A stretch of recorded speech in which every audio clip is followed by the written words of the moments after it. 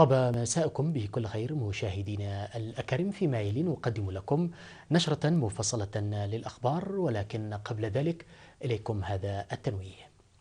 يهنئ التلفزيون الإريتري بعيد القيامة وينوه بأنه سيبث برنامجا خاصا بالمناسبة بدءا من الساعة 9 صباحا يوم غد، كما سيبث برنامج الاحتفال بعيد القيامة مباشرة من مدينة كرن في الساعة 3:30 عصرا. كل عام وأنتم بخير. نشرتنا نستهلها بأهم وأبرز العناوين. نيافة الأنبا ديسقروس يوجه كلمة روحية بمناسبة عيد القيامة. الإريتريون في أولوم ووينغ بغان يؤكدون تعزيز المشاركة في التنمية. الرئيس الأفغاني يدعو حركة طالبان لمحاربة أعداء أفغانستان. واندلاع نيران في غابات كاليفورنيا.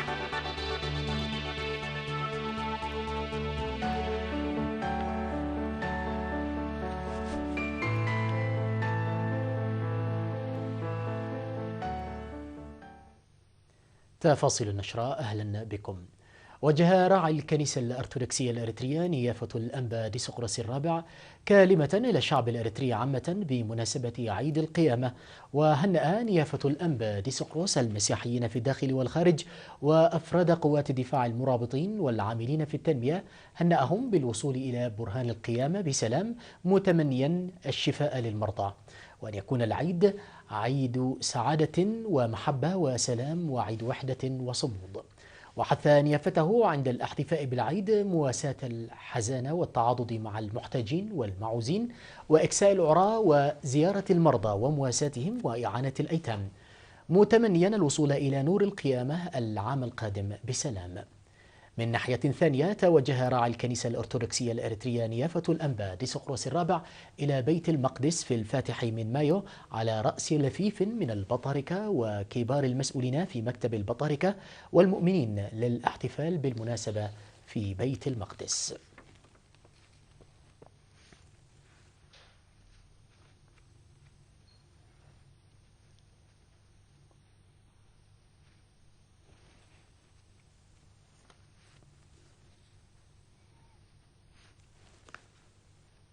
أكد الإريتريون المقيمون في مدينة أولوم الألمانية وويمبغان ومانيتوبا الكنديتين تعزيز المشاركة في برامج التنمية عامة وحملة التنمية الاقتصادية بشكل خاص. وناقش الإريتريون المقيمون في أولوم في اجتماع التصدي الذي عقدوه أنشطة التصدي والفرص التي مهدتها الحكومة لاستفادة المواطنين من موارد بلدهم. وقدم توضيحا في المناسبة عن دور وسائل الإعلام في الحرب النفسية التي تحاك ضد شعب وحكومة إريتريا.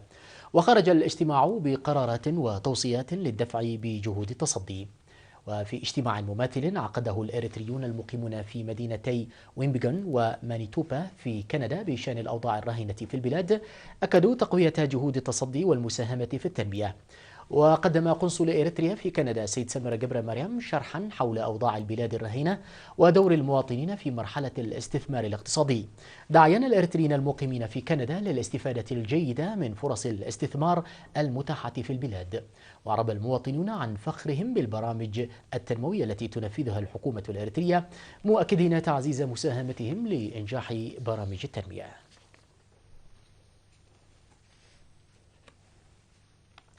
أوضحت الجمعية التعاونية لمنتجي الألبان في الإقليم الجنوبي في الاجتماع التقييمي الذي عقدته في مدينة مندفر على تعزيز الجهد لرفع إنتاج الألبان. وقال رئيس الجمعية السيد نوغس هيلة أن الإقليم الجنوبي تمكن من الاكتفاء الذاتي من الألبان وبيع الفائض إلى أسمرة نتيجة الجهود المتواصلة التي قامت بها الجمعية على مر السنوات، وتتواصل الجهود لمزيد من التطور والنماء. وذكر بأن الجمعية أقامت مصنعين لتعليب الألبان في مندفرة ودكمحرة وإنتاج الأعلاف المصنعة بالقدرات الذاتية، موضحا بلوغ أبقار الجمعية إلى 11 ألف رأس تنتج سنويا أكثر من 16 مليون لتر من الألبان.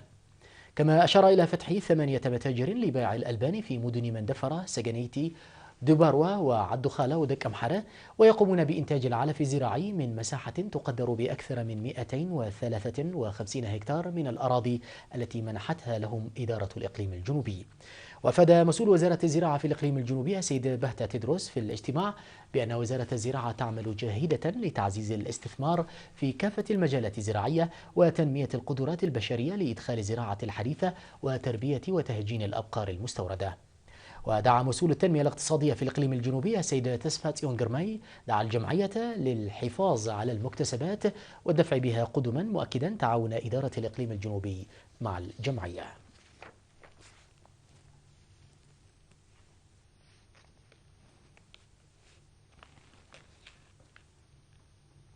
أعرب سكان ضاحية دنقل العلي بمديرية جندة عن ارتياحهم لرفع مستوى مدرسة دنقل الابتدائية إلى المرحلة المتوسطة.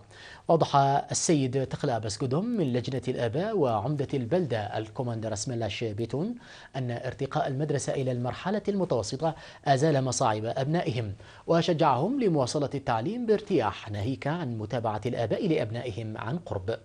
وذكرت الطالبتان نيغستي سبلاش وإريترا مسفن أنهما كانا يدرسان بالتوجه من دنغولو إلى جندع، مما كان يصعب عليهم تلقي التعليم بعد قطع هذه المسافة الطويلة سيرا على الأقدام.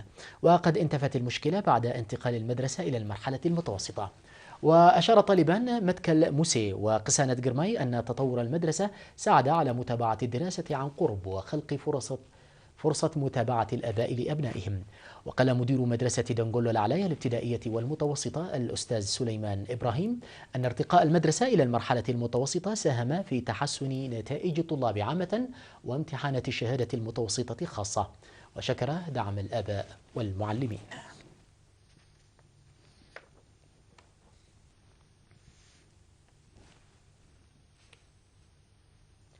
يقوم سكان عد قعداد ومرحنو بمديرية جالا نفحي بأنشطة نفير ناجحة لحماية التربة وحفظ المياه. وقال مدير عد قعداد السيد جبركيدان تول برهان أن أكثر من 700 من السكان يشاركون يوميا في النفير التنموي، مشيدا بمشاركة المرأة الفاعلة في العمل. وأوضحت كل من السيدة نعمة أحمد والسيدة جبر سلاسة سجاي من عد قعداد أنهم يعملون بقوة لحماية التربة وحفظ المياه، مؤكدين جاهزيتهم لتنمية محيطهم. وأشار السيد برهان موبا من مرحنو أن العمل الجماعي من قيم الشعب الإريتري وأنهم يعملون بقوة لإنجاح برنامج تحقيق الأمن الغذائي، وشكر الدعم المقدم من الحكومة. وذكرت عمدة قرية مرحنو السيدة نيغست أبراهام أن السكان يعملون في النفير باهتمام كبير، مؤكدة استمرار النفير حتى إنجاز المهام الموكلة إليهم. وأكد المشاركون في النفير على العمل بتفان لإنجاز البرنامج الموضوع، داعين لتوفير أدوات العمل والتجهيزات اللازمة، مشيدنا في الوقت ذاته بخبراء الزراعة المشرفين على العمل.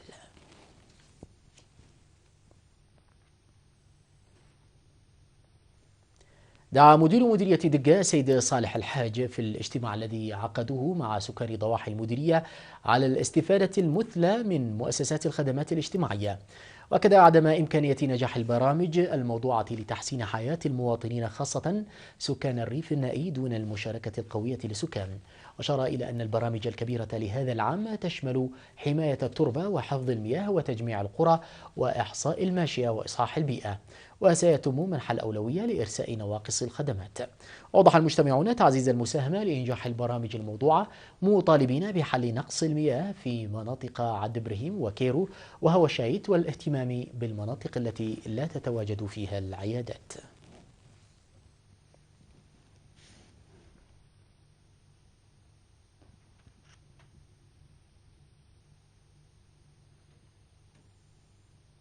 مشاهدينا، نشرتنا لازالت متواصلة. بعد الفاصل نتابع الأخبار العالمية، ابقوا معنا.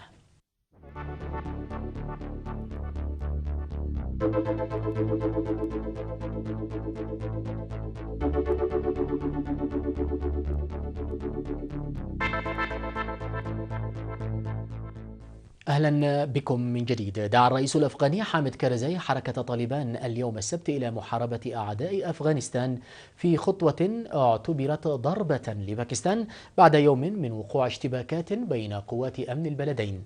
ومن المرجح أن تزيد تصريحات كرزاي من تدهور العلاقات المتوترة أصلا مع باكستان، وتأتي تصريحات الرئيس الأفغاني حامد كرزاي في الوقت الذي تريد فيه الولايات المتحدة من باكستان أن تساعد أفغانستان في إقناع حركة طالبان بالمشاركة في محادثات السلام قبل انسحاب القوات الأجنبية بحلول نهاية العام المقبل. وتوترت العلاقات بين البلدين منذ تأسيس أفغانستان في عام 1947 في نهاية الحكم الاستعماري البريطاني للهند، ولم توافق أفغانستان رسميا على الحدود بينهما. اندلعت نيران مصحوبة بالرياح على طول ساحل كاليفورنيا شمال غرب لوس أنجلوس يوم أمس الجمعة، مما هدد الآلاف من المنازل وقاعدة عسكرية للانهيار. وجرى إجلاء نحو 200 منزل وإغلاق حرم جامعة كاليفورنيا، ونجحت قوة تضم أكثر من 900 من رجال الإطفاء في اتخاذ إجراءات للبدء في احتواء الحريق الذي التهم نحو 10,000 فدان من الأدغال وأشجار البلوط الجافة والكثيفة منذ اندلاع النيران صباح الخميس. وقال مسؤولون أن النيران أتت على عدة مباني زراعية ومركبات ترفيهية. وقال مسؤولو الإطفاء أن 15 منزلا لحقت بها أضرار، ولكن لم تتضرر أي مبان سكنية ولم ترد تقارير أي إصابات.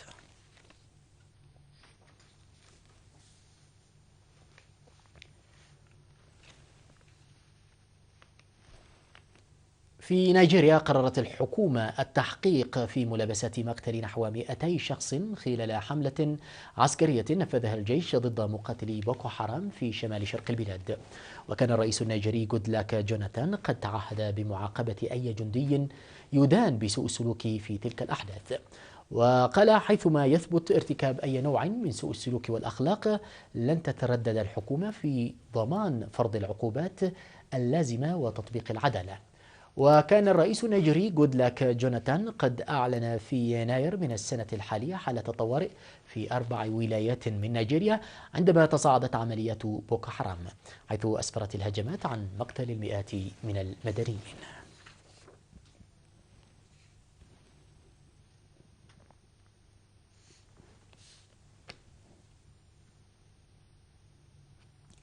ذكر مصدر في وزارة الداخلية العراقية يوم أمس الجمعة أن سيارة ملغومة انفجرت بالقرب من مسجد الغفران في منطقة الراشدية ذات الأغلبية السنية شمال بغداد، ذلك لدى خروج المصلين بعد أدائهم صلاة الجمعة، مما أدى إلى مقتل 5 أشخاص وإصابة 30 آخرين.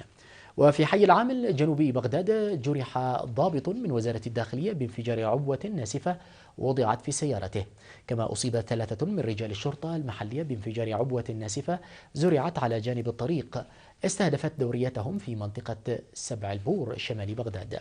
وتأتي أعمال العنف هذه بعد يوم من إعلان الأمم المتحدة أن شهر أبريل كان الشهر الأكثر دموية في العراق على مدار الأعوام ال5 الأخيرة.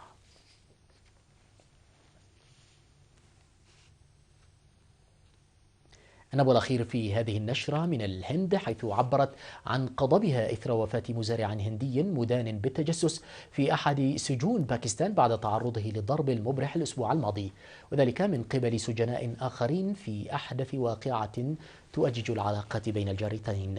ونشبت 3 حروب بين الهند وباكستان المسلحتين النووية منذ تقسيم الهند إبان الحكم البريطاني عام 1974 رغم إطلاق عملية سلام بينهما عام 2004، وظلت عدم الثقة سائدة بين الجانبين. وكان المزارع الهندي سارا بيجيت سينغ قد اعتقل في باكستان عام 1991 وصدر عليه حكما بالإعدام بتهمة التجسس وتنفيذ 4 تفجيرات، مما أسفر عن مقتل 14 شخصا. ونقل المزارع إلى المستشفى بإصابة في الرأس يوم السبت بعدما هاجمه سجناء في سجنه بمدينة لاهور في شرق باكستان. ونشرت الحكومة الهندية وأسرة السجين باكستان السماح له بالعودة للهند لتلقي العلاج. مشاهدينا الأكارم، بهذا نكون قد وصلنا وإياكم إلى ختام نشرتنا الإخبارية قدمناها لكم من الفضائية الإريترية. دمتم بخير والسلام عليكم ورحمة الله.